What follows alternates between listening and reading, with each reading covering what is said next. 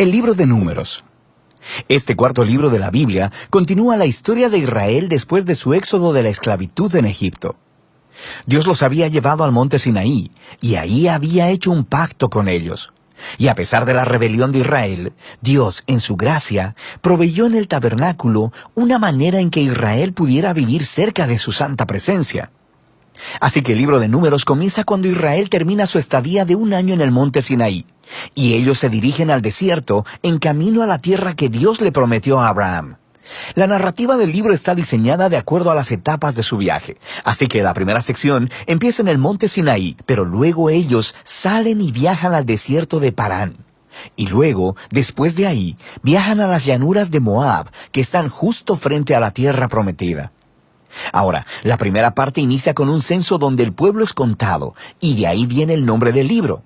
Y luego hay leyes sobre cómo las tribus de Israel debían ser acomodadas en el campamento. Así que el tabernáculo debía ir en el centro, y luego, alrededor de él, los sacerdotes y levitas, y alrededor de ellos, las 12 tribus cuidadosamente ordenadas con Judá a la cabeza. Todo esto era un símbolo elaborado sobre cómo la presencia santa de Dios estaba en el centro de su existencia como pueblo.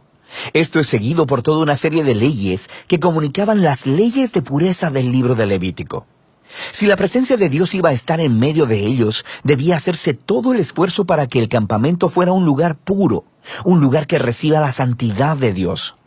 En el capítulo 10, la presencia de Dios se levanta del tabernáculo y guía a Israel lejos del Sinaí, hacia el desierto. E inmediatamente las cosas comienzan a marchar terriblemente mal.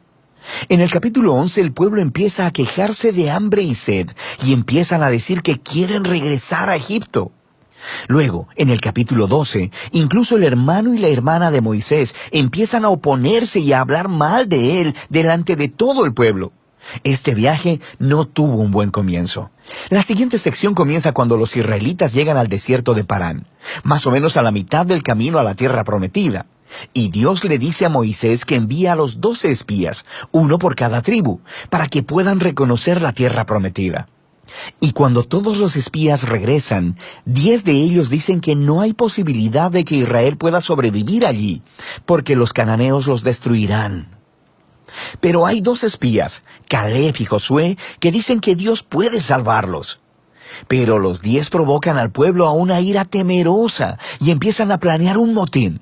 Van a nombrar un nuevo líder y regresar a Egipto. Así que Dios está comprensiblemente molesto y Moisés intercede en favor del pueblo. Él le pide a Dios que sea fiel a sus promesas a Abraham. Así que Dios lo hace, pero no a expensas de su justicia. Él le da a estos israelitas lo que ellos desean, no entrar a la tierra. Y Dios sentencia a esa generación a vagar en el desierto durante 40 años hasta que mueran. Solo sus hijos entrarán a la tierra prometida. Ahora, tú pensarías que esta severa consecuencia los haría despertar, pero las cosas se ponen peor. En la siguiente historia aparece todo un grupo de levitas que empezaron una rebelión y retan el liderazgo de Moisés y de Aarón, diciendo que han ido demasiado lejos. De manera que Dios lidia severamente con estos levitas y renueva su compromiso con Moisés y Aarón como los líderes de Israel. Ahora, mientras dejan la región de Parán y vuelven a viajar, las cosas se empeoran de nuevo. Los israelitas empiezan a quejarse otra vez sobre su sed y le preguntan a Moisés, ¿por qué los sacó de Egipto? Así que Dios le dice a Moisés que le hable a una roca para sacar agua para todo el pueblo. Pero Moisés no hace eso, sino que excede los límites. Golpea la roca 2 veces y luego dice, ¡rebeldes! ¿Tenemos nosotros que sacarles agua de esta roca? Así que Moisés deshonra a Dios al ponerse en el lugar de Dios como el que provee agua. De manera que Moisés hace que caiga sobre sí mismo el mismo destino que el de la generación en el desierto. Él también morirá en el desierto y no podrá entrar en la tierra prometida. Después de esto, los israelitas se rebelan una vez más, y Dios trae un juicio muy extraño sobre ellos. Serpientes venenosas vienen y muerden al pueblo. Así que Moisés intercede una vez más a favor del pueblo. Y Dios le dice a Moisés que haga una serpiente de bronce y la levante en una asta. Y todo el que vea a esta serpiente sería sanado de la mordida venenosa. Es un símbolo muy extraño, pero habla del reto que representa para Dios el permanecer fiel a su pacto. Él está en lo correcto al traer justicia sobre el pecado y la maldad de Israel, pero incluso la justicia de Dios se transforma en una fuente de vida para aquellos que miran a Dios para ser sanados. A partir de aquí, el pueblo se dirige a las llanuras de Moab. La primera parte principal de esta sección se enfoca en la extraña figura de Balaam. El rey de Moab está asustado por este enorme grupo de gente viajando a través de su territorio, así que contrata a un hechicero pagano, Balaam, para maldecir a Israel. Y en 3 ocasiones distintas, Balaam descubre que no puede maldecirlos. Él solo puede hablar bendición sobre Israel. Recuerda la promesa de Dios a Abraham en Génesis 12.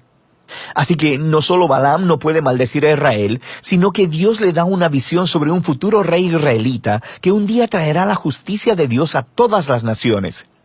Esta visión recuerda la promesa de Jacob a Judá en Génesis capítulo 49. Ahora, vale la pena detenernos a reflexionar en el flujo del libro hasta ahora. Las historias de rebelión en el desierto se amontonan una sobre otra, poniéndose cada vez peor. Y aunque Dios trae actos parciales de juicio sobre Israel, también continúa mostrándoles misericordia, proveyendo comida y agua en el camino. Y la historia de Balaam muestra la gracia de Dios de manera resplandeciente, porque ahí está Israel, en el campamento, murmurando y rebelándose.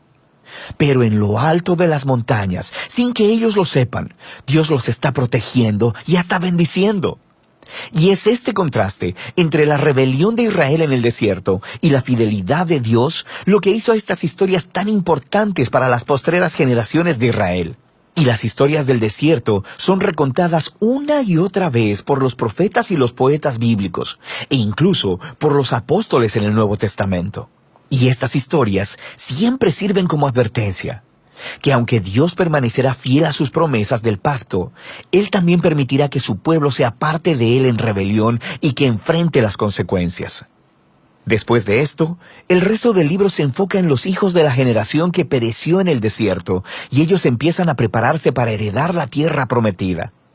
Ellos hacen otro censo de la nueva generación, y luego ganan muchas batallas a los pueblos de alrededor.